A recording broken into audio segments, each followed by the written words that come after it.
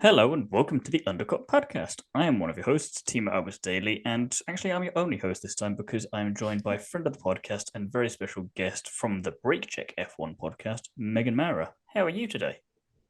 I am doing great. How are you doing today? Not too bad, thank you. It's Monday, we survived, and we get to talk about something that isn't F1 in the off season, so can't really complain too much. So, we are here, like I say, not to talk about F1, but to talk about the Race of Champions. Because, as I said, it's the F1 off season, so we get to cover a bit of motorsport that we wouldn't normally get to do, which is lovely. So, first things first, Megan, Race of Champions, is this your first time properly watching it? What's your history with it? What were your initial thoughts? Yeah, this is my third or fourth time watching it now. I started watching it after I got really a lot more into Formula One, and I just absolutely love it. I think it's a great weekend to look forward to during the off season. And for me, and I'm sure others, it's also a nice way to watch some drivers that I don't normally follow throughout the year. And it's a bit encouraging to follow some of these other series that are outside of Formula One or IndyCar that I usually do pay more attention to. Oh, definitely. And cough, Nitro Rallycross, cough, cough is going to be my plug there. Yeah. But yeah, no, I've got to agree with you there. I mean, I watched it fully last year, and then I think I've seen like bits and pieces. I haven't watched it as much as I probably should have. I think that's just due to where it's been broadcast and where I've been, and the fact that it's Hmm. January, and you kind of forget that motorsport can happen in January. Um, but kind of when they show clips from previous years, I'm like, oh yeah, I do remember that. So when you had Vettel and Schumacher Senior Hmm. representing Germany, it's like I do remember that as a kid, actually. Now that I think about it, but then it's been so long since then, and life gets in the way. But I'm glad I've been able to get back into it the last couple of years, and this year in particular, it was like I was saying to you before we started recording, the Saturday was decent, but it worked perfectly as like a first part because then the Sunday was the bigger and better sequel for me. Hmm. So many good drivers this year as well. It was a tough competition for everyone. Oh, definitely, it was kind of, and I'm glad it wasn't the people we thought were going to win who Hmm. actually won because for me, I don't know how much you know about Christopherson, for example, Hmm. but in Extreme E, and then when he turns up in World Rallycross, because I've watched a little bit of that, and then the one time he turned up in Nitro Rallycross, you're just like, oh no, everyone else is screwed.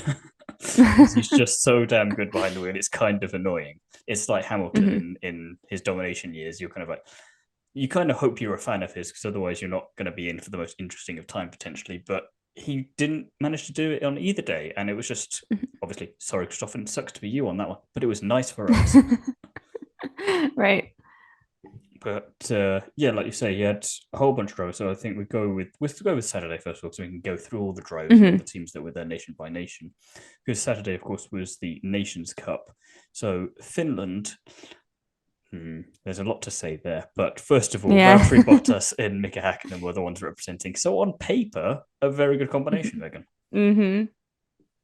I was expecting more from them this year, honestly. And especially with Botas, I know he was meant to race last year. I can't remember what happened and he had to drop, but um yeah, it was interesting seeing them quickly get beaten by the E team, right? That was the Yeah, yeah, Yes, that yeah. was that. Which in itself, I was wondering why they were there to begin with. Like, fine, if you absolutely have to do an E version. Not that I'm sure anyone's watching anyway. No, Mhm. it's not my thing. I don't know about you, Megan, but I just could not care less. No. Okay, good. I'm not Nope. trying to preach against that though. But perfect. I thought, yeah, fine. You do your thing in the corner. We leave you there. What are you doing, bringing them on there? And then you think, Hmm. okay, Bottas and Hakkinen, no problem. They'll just take care of them immediately.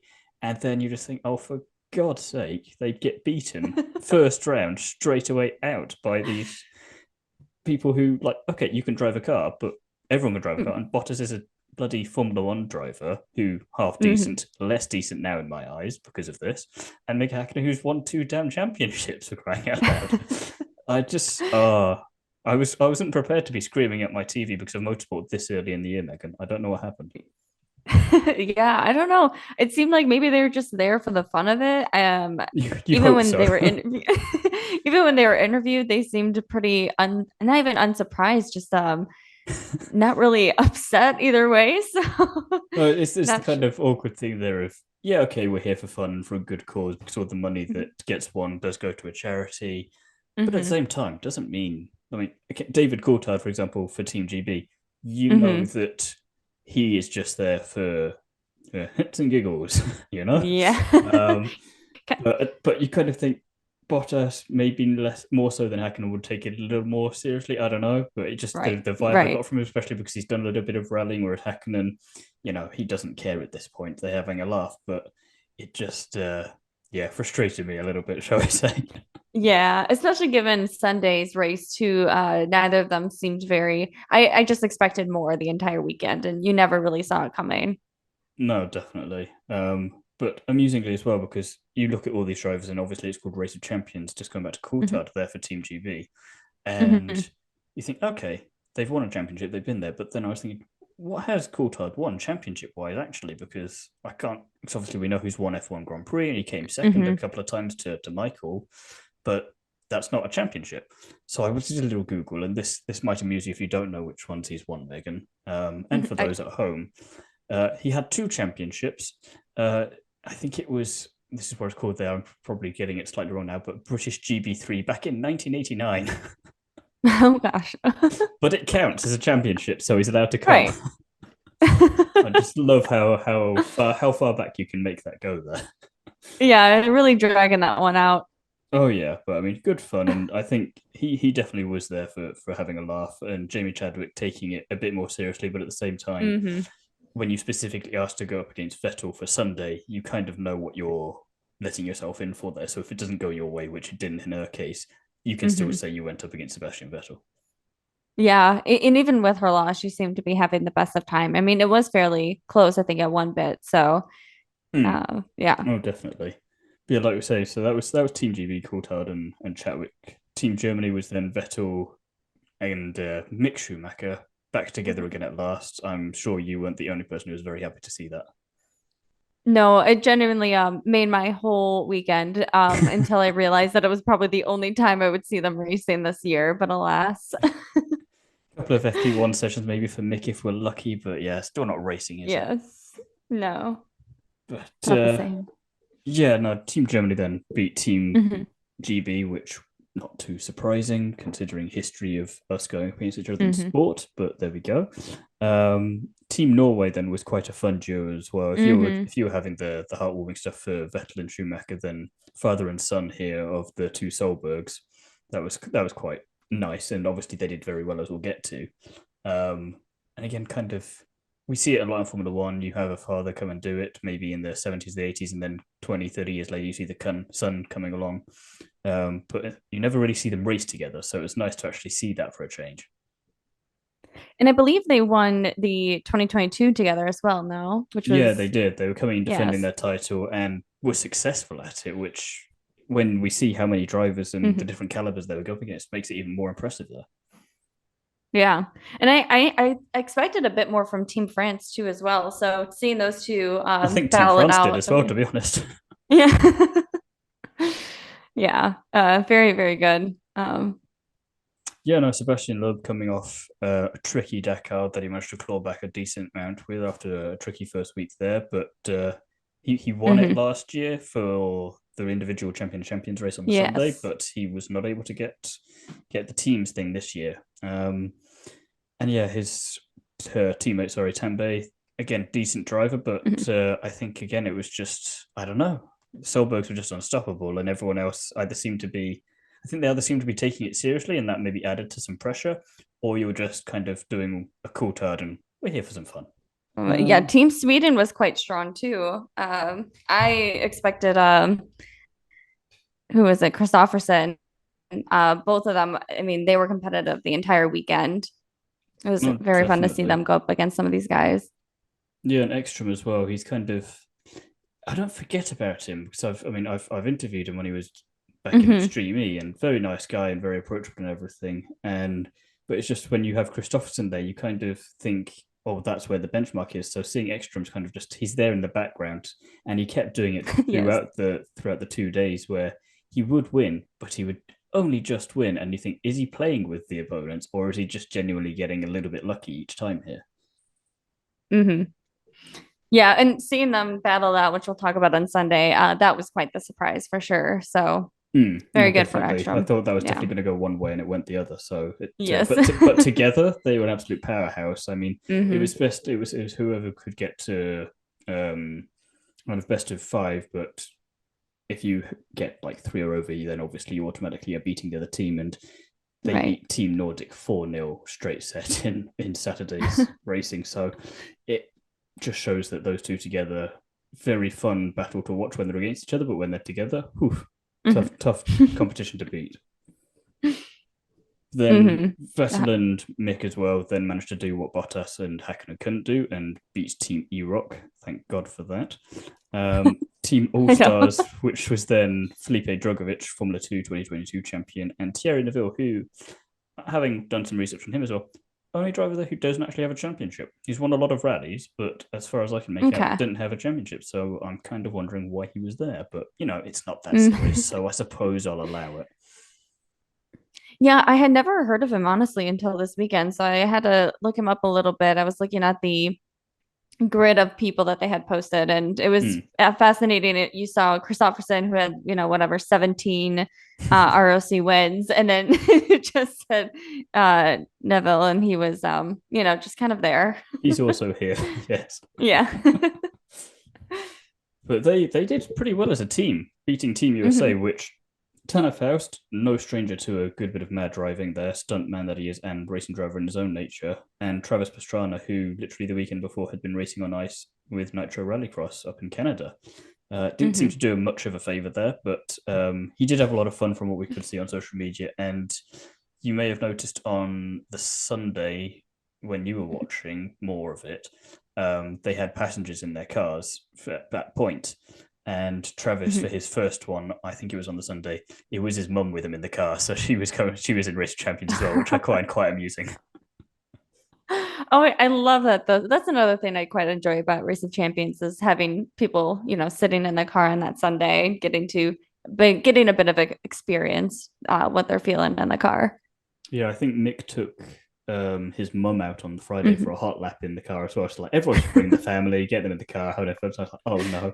She's probably thinking, I managed to get away with this for so long. How did I manage to end up here now? It's a very unique family outing, that's for sure. Definitely. And not one we're jealous of at all. No, never.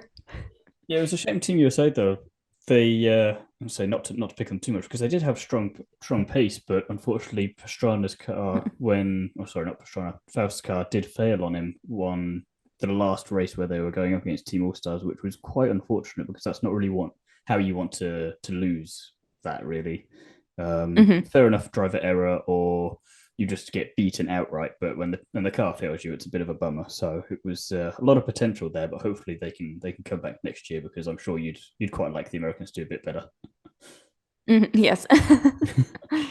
Don't worry, I won't rub it in too much, and I can't say much myself considering who I had on my team.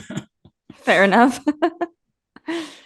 Yeah, to wrap up the rest of Saturday, you had Team All Stars then beating Team Germany of Vettel and Schumacher. The Hmm. Norway then went up against Sweden and beat them, which was the Solbergs beating what we thought was the unstoppable powerhouse of Christopherson and Ekstrom. So that was quite interesting. But then you kind of had to have a proper country win the Cup of Nations because if it'd been Team All Stars, it'd been a bit awkward. Um, so the two Solbergs, father and son of Petra and Ollie, managed to beat Drogovic and Neville 3-1 to retain the Nations Cup for a second year in a row. And I think it's fair to say they were really rather happy about it. Oh, of course. I will say I love to see the son father duo winning it again. I think they had a great Saturday. My hope next year is it's someone maybe a bit different. I wouldn't say Team EROC, but Not that I won't different, put my Christ. won't put my bid there, but maybe another Scandinavian country. Yeah, I'm trying to think who else could come into it because again, you'd need to have the championship there, but it does make me want to see more of these father-son combos around the place. Hmm. I know that Kevin Magnussen has said he wants to do Le Mans with his dad at some point, and that would be quite fun to see. Oh But yeah. again, Mhm. you maybe need to. I don't know if they let you in if you just win Le Mans. I suppose they could make an exception considering the race that it is. Mhm. Right. Um, but I'm just trying to think. Yeah, I'm sure there's other family things out there. If you know, let us know in the comments below, obviously, because we can't think of anything right now.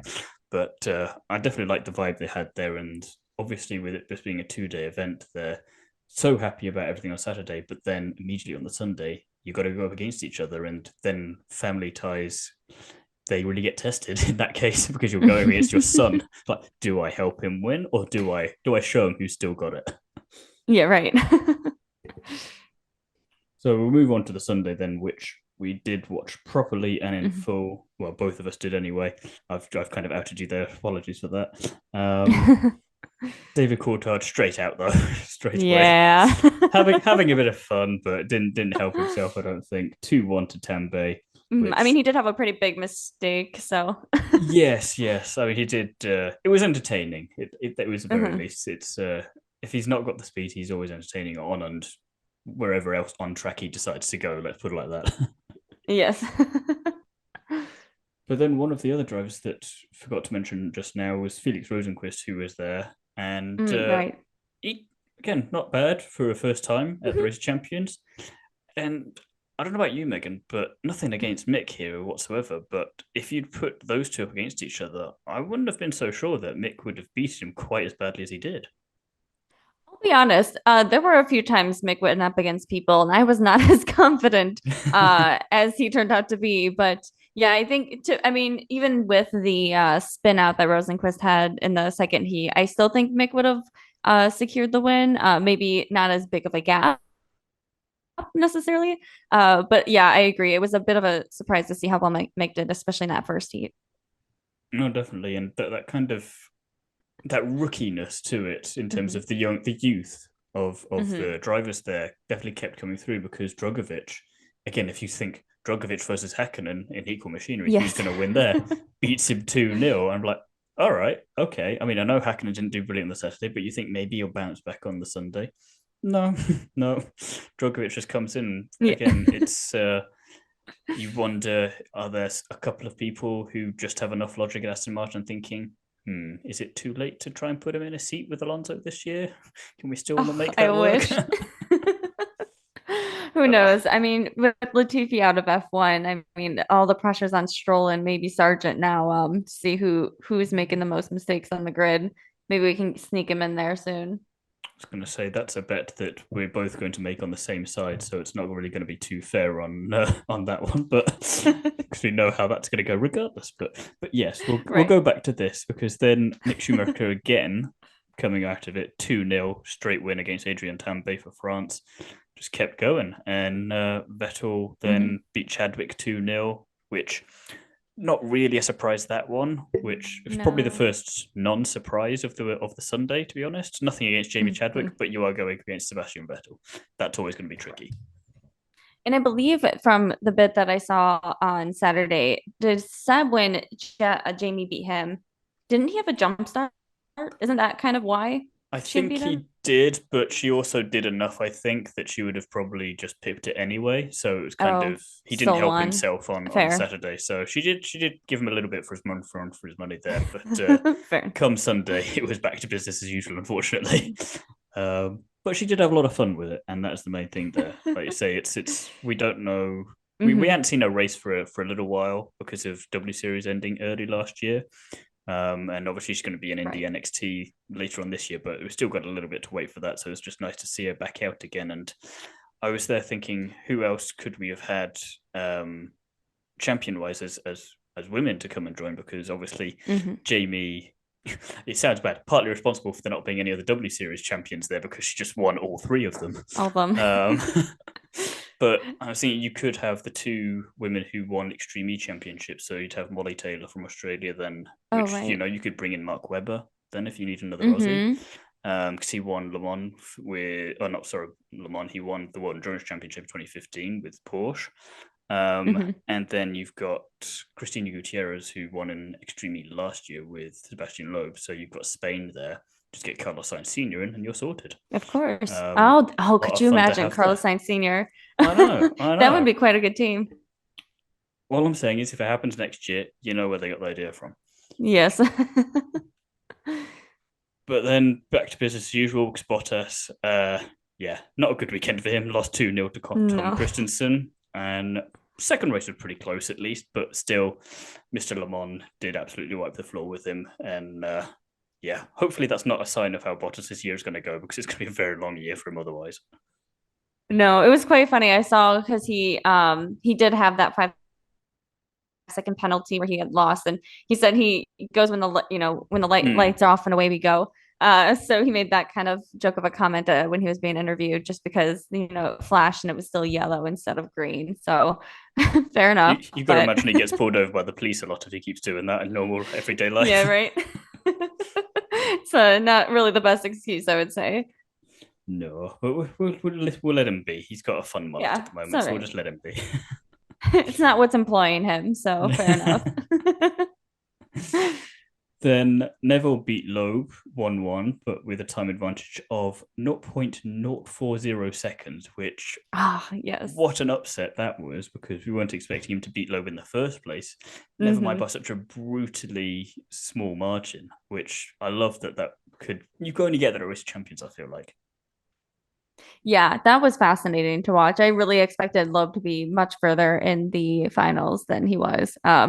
Bit of a shock, but it's pretty impressive too to beat someone like him at that speed as Yeah, I well. It's mean, really again, it because was you've close. got 2 laps and you just kind of have to Hmm. floor it, and obviously you've got one longer lap and one shorter lap because of how the whole thing Hmm. works. But again, for it to be two drivers with such experience there, I mean, Loeb on his own has more experience than probably most of the other grid combined, and then for Right. Neville to just come along and still, or Neville, sorry, um, even by that smaller margin, it shakes things up nicely. And to go back to what I was saying before, it's kind of exactly what you want from motorsport. You can't be guaranteed to win if even if you are Sebastian Loeb.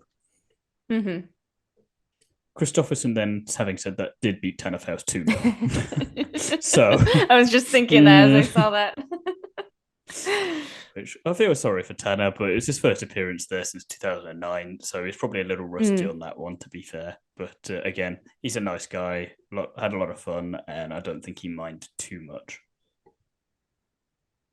No. And also it was fascinating the battle of the Solbergs to see the son beat out his dad. I'm sure that felt good for him a bit.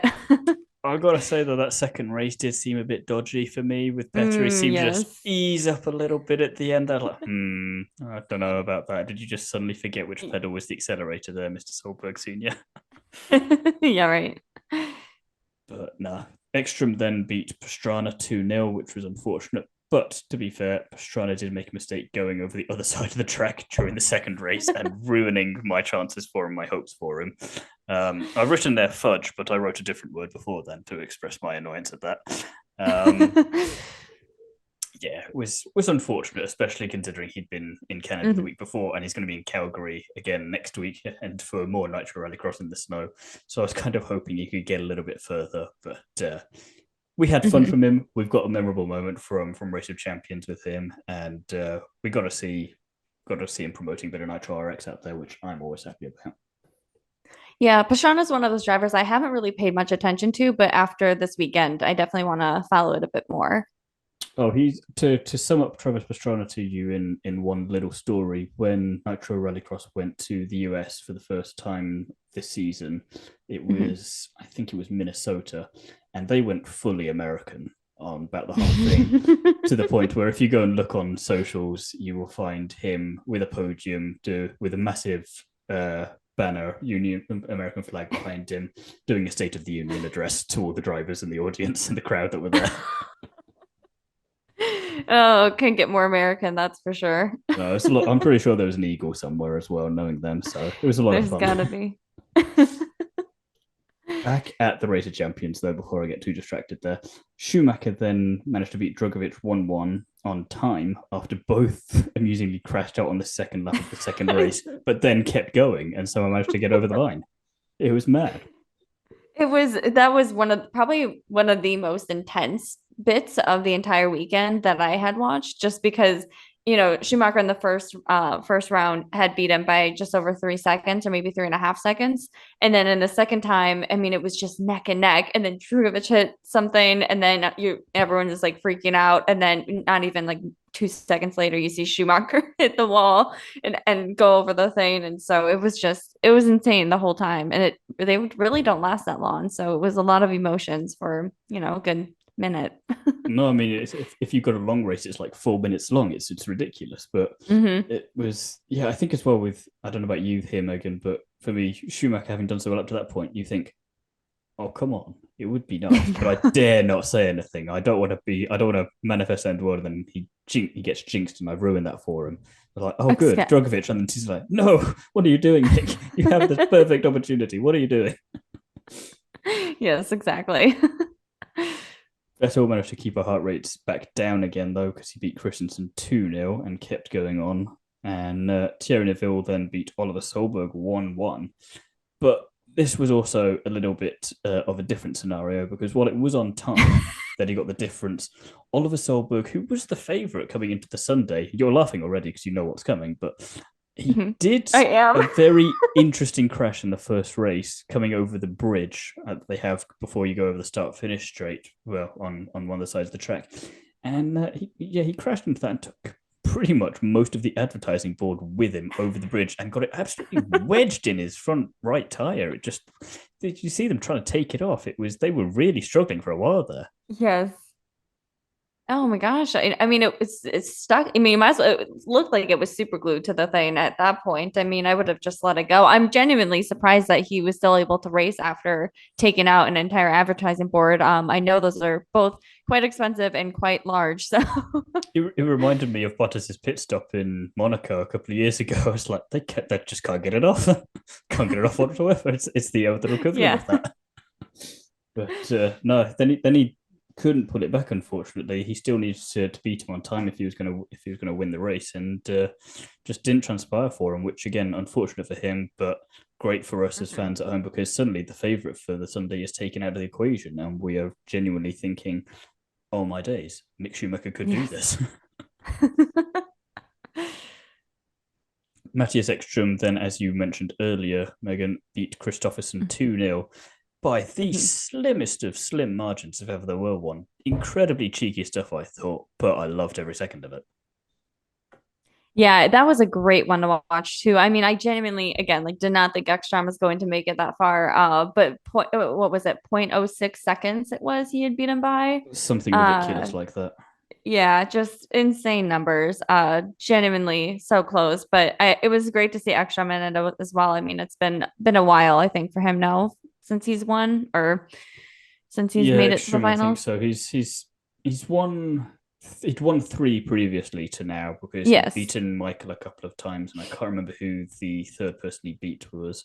Um, but again, it's been a little while since he's got there. So I think Mhm. he's as he was saying at the end of proceedings then on Sunday, it's like I'm very much enjoying seeing all these young guns coming through, and I'll happily keep beating them for as long as I can until I can't anymore. Like that's the exact right attitude I want for this.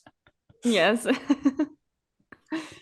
Then, kind of again, this father son dynamic. Schumacher beat Vettel 2-0, and okay, we could say Vettel was helping slightly, but also it's a spectacular way to help him out here because he just got lost on the first race, went to the wrong side of the track, and then just crashed into a snowbank. And it's kind of like something out of a TV comedy. It's like, yep, he doesn't know how to drive a Yeah. car, and then you think, wait a minute, that's a four-time Formula One world champion. Oh my days, what's happened here?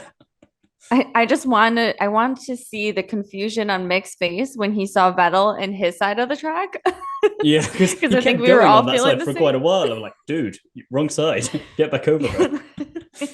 I think you can't be here. And then he chose like the worst part of the track to try and go back over. It's Yes. like that is the thickest bit of snowbank on the whole damn course. What are you doing, man? It's like we know you probably would let him win, but you didn't have to make it so obvious. I know. It's just like who's been teaching you recently, Latifi? Yeah, right. Took some notes from the previous races. But no, that was incredibly amusing though. Like you said, we thought we were having a bit of fun with the advertising board with Solberg, but then Vettel went, "Hold my beer." Also, I shouldn't have been drinking that beer because I don't know how the hell to drive Yeah. now. Ekstrom then beat Neville 2-0, which again he kept winning by slimmer and slimmer margins, which was great to see, which set up an Ekstrom Schumacher finale. So very much like I was saying, the older, experienced guy who's been there and done it all and won it three times already up to that point against Mick Schumacher, who, okay, he's a good driver, but he's not the best couple of years. So, but he had an absolutely stonking Sunday. So like this could go either way. And I don't know about you, Megan. I think you probably maybe leaning more towards Mick. But for me, I genuinely didn't mind which way it went there Um, because both of them they're just such nice guys and such good drivers.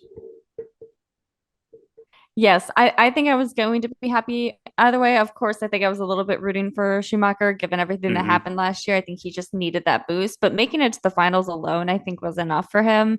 And just given the two's experience, I didn't have much confidence in the fact that Schumacher win. I honestly was more just impressed at how close he kept it between the two. Yeah, I mean, I it think he put wasn't a up dominant like a win by really, really Ekstrom good by any fight. stretch, was it? No, it was quite close. I thought I had the number, but I did not take it down.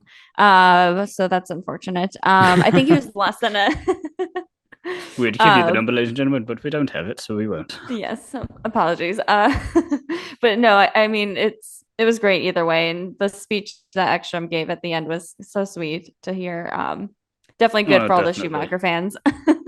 Especially so because I remember last year Loeb was on top of the car when he won, and Vettel was kind of Mm, down by the side as he'd come second. He was quite happy, but then on Saturday this year, obviously with the father son combo, they both got on the roof of the car and they were happy. And then this time, Ekstrom got on top of the car and pulled Mick up there with him. And yes. that was just really nice to see that. And also the little bit of conversation they had up there when he was telling him the story we haven't mentioned yet from the finale, which was that Ekstrom managed to not only win, but he managed to win with part of his car on fire, Yes, yes, of course. I can't skip over that. which he kind of just punched out as he was driving Yeah. along. You could see the co-driver or the passenger, sorry, just sitting there, like not doing a damn thing. Like, no, if we die, we die. It's like I Like if I need a don't move, I'm not here. yeah. It won't. It's not a T Rex from Jurassic Park. It's not a case of if you don't move, it won't see you. It's fire. It's coming to get you. And Yes. Ekstrom saying later on is like, well, I knew there was a fire extinguisher at the finishing line, so I just had to get there quicker. What a comment. Yeah, the fact that he was able to drive at such a speed while still punching down a fire, incredible focus. And what a way to multitask. You could definitely put that on his resume. Also really amuses me that in F1, F2, and F3 in the last couple of years, we've seen several retirements caused by a fire extinguisher going off. It's caused them to retire. Actual fire in the car, extra like, nah, I'll just punch it, be fine. It's a different level. It is a different level. So extra there, like we say, he beat Schumacher 2-0, slightly on fire to become a four-time champion of champions at the Race of Champions. But I want to put it to you before we wrap this episode up, Megan. Mick Schumacher, Mhm. obviously decent in single seaters. He won F3, he won F2. Okay, he was driving a Haas for his first year. That was probably one of the worst cars in F1 history. But last year it was a better car. Mhm. But I'm wondering, is he in the wrong form of motorsport? Should he be in WRC? Oh, I think he would do great there, honestly. It would be nice to see him do something more than just be the reserve driver for Mercedes. I think it would be good for him to test out some other seats. I mean, there's so many other fields within motorsport that he could be running in or No, driving definitely. I in, I mean, guess I should the say. Um, WRC in particular comes to mind. Extremely, I don't know where he would get in there. Nitro mm, Rallycross, obviously I'm biased, but I would love that. But for me as well, World Rallycross, because that's he was doing pretty well in those cars over the entire mhm. weekend, and that's needs something to boost its prestige at the moment, its pedigree as a category as a whole, and maybe Schumacher is the answer. Yeah. I mean, do you ever see Vettel going that way either? I could see him. I could see him doing an Extreme E team, but I don't know if he'd race Yeah, in it or not. fair enough. That's fair. But Yeah, I feel he like he has might take expressed it. interest in it before though, so maybe they need to do something Mhm. together. Maybe they could do Dakar together next year. Those two, who knows? Ah, that would be pretty cool. Yeah, I do think it would be nice to see Schumacher do something else. I think it would be both good for him and both good for, the sport in general and just getting some noise out there. But I mean, of course, I would love to see him back in F1. When if that I will knew I ever couldn't get you happen. around that too early on. It's too soon still. Uh we'll see. We'll see. Maybe Audi 2026 will bring him back. I I don't say see plenty him of time to coming do back some any off sooner. roading in the meantime, and then when he's all done with that and he's won everything, then he come Yeah. back to F1 and it can humble him again. Maybe he's good at it then, maybe he's not. We'll find out. Yeah. I mean, he's got 3 years, so Exactly. But no, overall, quite an enjoyable race of champions for me. I enjoyed it a lot more than last year, I think, overall, despite Mhm. E-Rock, but we won't mention them. And very deserving 1-2 finishes there with Ekstrom and Schumacher. Mhm. Which, on that note, we will end this special shorter episode of the Undercut podcast. And Megan, if people would like to find more of you in the meantime, where can they do that? So, as I am the co-host of Break Check, you could find us on our Break Check F1 podcast on Instagram and TikTok. Everything is at Break Check F1. Nice and simple. Lovely stuff. As for myself, I have my other two podcasts, On the Curbs and the Nitro RX podcast. I also do some writing for Paddock Sorority, Paddock Passion, and Is It Fast? And obviously, you can find both Megan and I on Instagram. Pretty much just search our names. We're the handsome people that turn up when you search. Unless you have anything else that you want to say before we wrap up, that is all we've got time for, Megan. No, that's it. That's all I have. Thanks for having me on. Our pleasure, and we'll try and get you back on in the F1 season as well at some point. We've got 6 million races this year, so I'm sure we'll find the time. Perfect. Right. In the meantime, thank you very much for listening, everyone, and we'll see you again soon.